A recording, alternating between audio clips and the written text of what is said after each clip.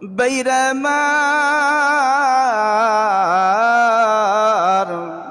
আল্লাহর নবী বলছেন, মান সাল্লা আলাইয়া ওয়াহিদাতান সাল্লাল্লাহু আলাইহি আশারা। আল্লাহ নবী বলেন, যে ব্যক্তি আমি নবীর শানে একবার দরুদ পড়ে তার উপর আল্লাহর পক্ষ থেকে 10টা রহমত নাজিল হয়। কয়টা? 10টা রহমত নাজিল হয়। আমার আল্লাহ পাক 10টা মর্যাদার স্তর বাড়ায়া দেয়। সুবহানাল্লাহ কোন। যদি কোনো আল্লাহর বান্দা বান্দি সকাল সন্ধ্যায় 100 বার দরুদ পাঠ করে, আমার আল্লাহ পাক রব্বুল আলামিন তার 100 হাজত পূর্ণ করে দেবে। 100 হাজত।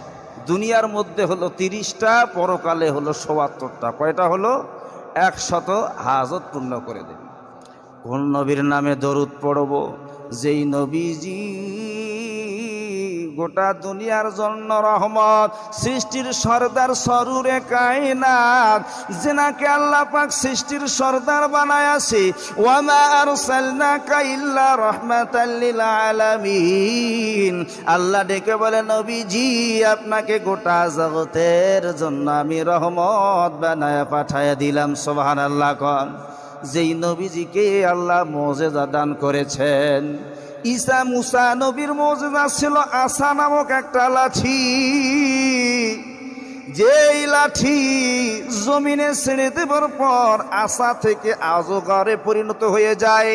আবার এই লাঠি যখন পাথরে আঘাত করলো, লম্বা ঘটনা, পাথর থেকে পানির ফোয়ারা সৃষ্টি হয়ে যায়।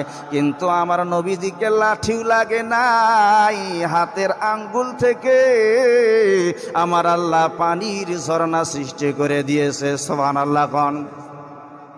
হুদাইবিয়া নামক স্থানে সাহাবারা বড় পেরেশান, পানির পিপাসায় আক্রান্ত হয়ে দুর্বল হয়ে যায়। সাহাবা, বীরে মুজাহিদ সাহাবাগণ এক পর্যায়ে নবীজির কাছে এসে বললেন, নবীজি ইয়া রাসূলুল্লাহ, আমরা বড় পিপাসিত, পানির জন্য বড় পিপাসিত হয়ে গেছি। মায়ার নবী, দয়ার নবী একটা লোটা নিয়ে আসলেন। লোটা, এই লোটার মধ্যে হাত রাখলেন, এই লোটার ভিতরে হাতের আঙ্গুলি দিয়ে পানির ঝর্ণা সৃষ্টি হয়ে যায়। মায়ার নবীজি এই লোটার ভেতর থেকে সাহাবাদেরকে পানি পান করালেন। হাদিস বর্ণনাকারী হযরতে জাবির রাদিয়াল্লাহু তাআলা আনহু বলেন যে আমরা এত পরিমাণ